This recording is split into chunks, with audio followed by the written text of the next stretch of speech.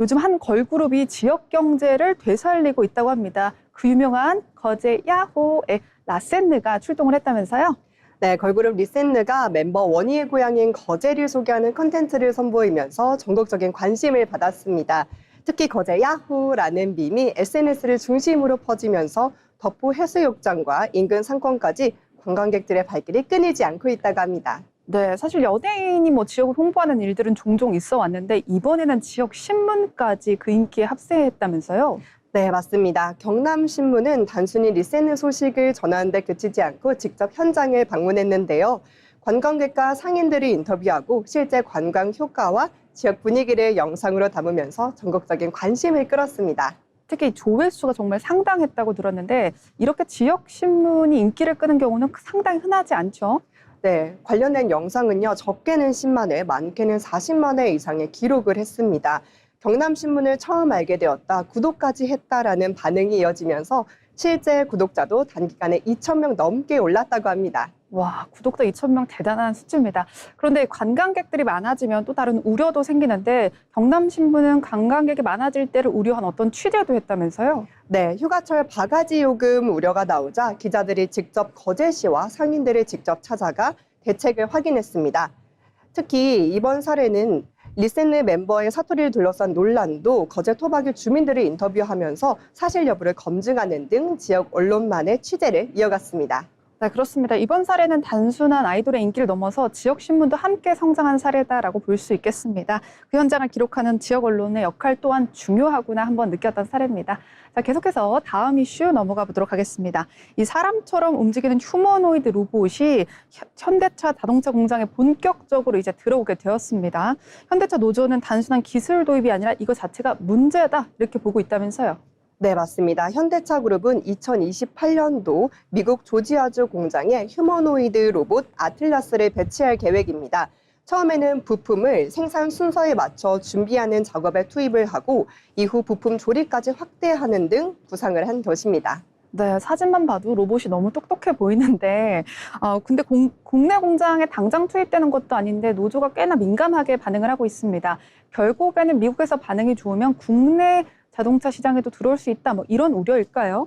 네, 맞습니다. 그 우려가 가장 큰 부분인데요. 노조는 로봇이 생산성과 비용 절감 효과를 내면 국내 공장에도 도입될 가능성이 높은 거 아니냐라는 문제가 되고 있는데, 그래서 로봇 배치 전에 반드시 노사 협의를 거치고 자동화로 근로시간이 줄더라도 소득은 보장해야 한다는 입장을 내비치고 있습니다.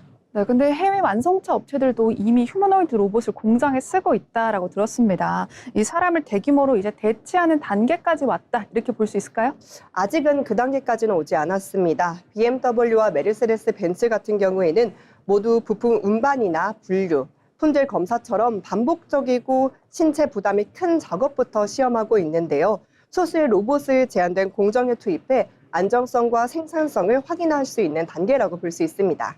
그런데 현대차는 다른 기업보다 로봇을 투입하는 그 규모가 훨씬 더 클 것이다, 이런 이야기들이 돌았거든요. 이런 이야기가 돌게 된 어떤 계기가 있을까요? 네, 현대차 그룹은 로봇 기업 보스턴 다이내믹스를 계열사로 두고 있어서 개발부터 생산, 공장 적용까지 직접 추진할 수 있습니다. 2028년까지 연간 3만 대의 로봇 생산 역량을 확보한다는 계획도 세워서 해외 업체보다 확장 가능성이 크다는 평가가 같이 있습니다. 그렇군요. 결국 핵심은 로봇을 도입하느냐 이 자체보다 어떤 방식으로 도입을 하게 되느냐가 핵심인 것 같습니다.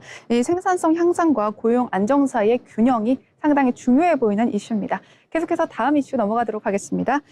올해 하반기 출시를 앞둔 삼성전자의 새 폴더블 폰이 화제라고 합니다. 이제 스마트폰 한 대 가격이 노트북을 넘어가고 있다고 들었어요. 무려 300만 원이라고 합니다. 이제 어마어마한 가격이죠. 네, 놀라운 가격입니다. 삼성전자의 차세대 폴더블 폰 갤럭시 Z A 시리즈는요, 전작보다 약 20만 원 가까이 올랐습니다. 근데 최상위 모델인 갤럭시 Z 폴드 울트라 8은 해외 기준으로 300만 원을 넘었고 일부 고용량 모델은 무려 400만 원을 넘을 것으로 예상이 되고 있습니다. 이러다가 경차 중고 가격이랑 정말 비슷해질 것 같은데요. 네, 그냥 중고 시장에서 스파크 이런 것들이 한 5, 600만 원 한다고 네. 알고 있는데 어마어마합니다. 400만 원이라니요. 스마트폰 가격이 이렇게까지 오를 수 있는 건 역시나 AI 때문이라고 봐야 될지, 겉으로는 휴대전화지만 사실상 반도체 기기다, 이렇게 봐도 될까요? 네, 맞습니다. AI 서버에 들어가는 고성능 메모리 수요가 폭발적으로 늘면서 모바일용 D램과 낸드 플래시 공급이 부족해졌습니다. 그 결과 스마트폰 제조 원가에서 메모리가 차지하는 비중도 크게 높아져 가격 인상 압력이 커진 것으로 분석되고 있습니다. 네, 그런데 이런 가격 인상은 삼성전자만의 문제는 아닌 것 같고요. 다른 해외 시장들, 그리고 다른 글로벌 스마트폰 제조사들도 비슷한 움직임을 보이고 있죠.